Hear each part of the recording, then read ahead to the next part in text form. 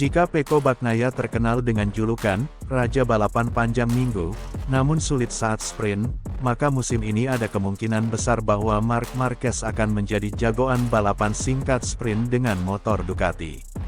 Marc Marquez yang telah menjadi juara dunia sebanyak 8 kali, memberikan detail menarik mengenai potensi balapan singkat sprint tersebut. Dalam simulasi sprint saya lebih cepat di beberapa tikungan dibandingkan saat mengejar catatan waktu. Itu juga positif, katanya senang. Menurut Marc Marquez, dalam simulasi sprint, ia lebih cepat dalam beberapa tikungan dibandingkan saat ia mencapai catatan waktu. Hal ini tentunya menjadi hal yang positif dan menarik perhatian bagi Marquez. Ia menyatakan dengan senang hati bahwa kemampuan dalam mengatasi tikungan-tikungan tersebut lebih baik saat melakukan sprint. Marc Marquez merupakan salah satu pembalap yang sangat berpengalaman dan memiliki prestasi yang gemilang di dunia balap motor. Keterampilan dan keahliannya dalam mengendalikan motor menjadikannya salah satu pembalap paling dihormati dan diandalkan.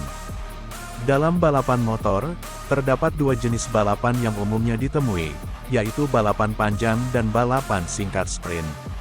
Balapan panjang biasanya memiliki jarak yang lebih jauh dan membutuhkan strategi yang berbeda-beda untuk mencapai kemenangan. Sementara itu, balapan singkat sprint memiliki jarak yang lebih pendek dan kecepatan yang lebih tinggi. Pecco Bagnaia, pembalap Ducati lainnya, dikenal sebagai Raja Balapan Panjang Minggu, karena kemampuannya dalam balapan panjang yang membutuhkan daya tahan dan strategi yang matang. Namun, dalam balapan singkat sprint, Bagnaia seringkali mengalami kesulitan. Dalam simulasi yang dilakukan oleh Marc Marquez, ia berhasil mencatat waktu yang lebih cepat di beberapa tikungan dibandingkan saat ia berusaha mencatat waktu terbaik. Hal ini menunjukkan bahwa Marquez memiliki keunggulan dalam menghadapi tikungan-tikungan tersebut, yang merupakan aspek penting dalam balapan singkat sprint. Juara MotoGP 6 kali itu juga menjelaskan, dengan Honda kita benar-benar bisa melaju ke tikungan dengan sangat cepat.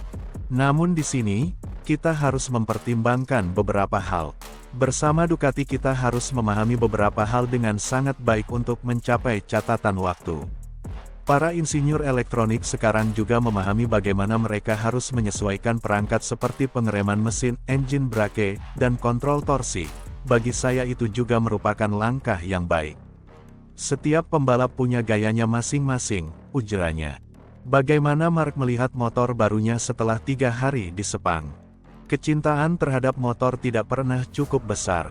Sedikit demi sedikit saya merasa lebih baik. Saya masih mengendarai motor Ducati terlalu kaku. Saya kurang bermain dengan tubuh saya, seperti yang dilakukan Bastianini dan Martin. Pecco tidak banyak bermain di sana, tapi dia tetap cepat. Saya masih perlu memahami cara keluar dari tikungan dengan lebih baik. Dia mengajak kita meluangkan waktu. Dengan Honda, kita punya lebih banyak waktu di kualifikasi untuk mengerem, tutupnya. Ini memahami cara berkendara. Bagaimana saya bisa beradaptasi dengan motornya, bagaimana motor bisa beradaptasi dengan saya. Ducati memiliki policy open data. Begitu juga Marc Marquez bisa melihat data pembalap Ducati lain dan sebaliknya. Marc menceritakan bagaimana ia memanfaatkan policy ini, saat membandingkan dengan Ducati lainnya. Di beberapa tikungan saya sama,